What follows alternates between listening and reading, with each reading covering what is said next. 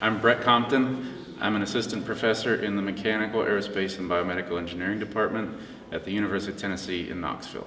Most of my work focuses on additive manufacturing of composite materials, polymer composites, and we've taken a lot of what we do with epoxy-based composites and ported that over into polymer-derived ceramics or pre-ceramic polymers to be able to print ceramic composites. So the PIRE program for me, I'm not a co-PI on the project, but I really enjoy the interaction and getting to know folks in the community and be able to come here and share my work and also learn about what else is going on.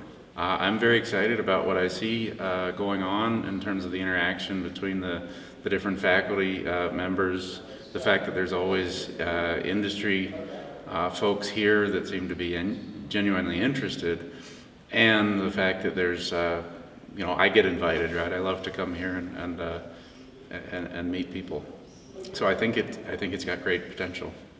I appreciate being involved. I don't really have any suggestions or anything. It seems to be that the organizers really care about putting together a good workshop, and I think it's been, to my mind at least, effective. So I'm happy.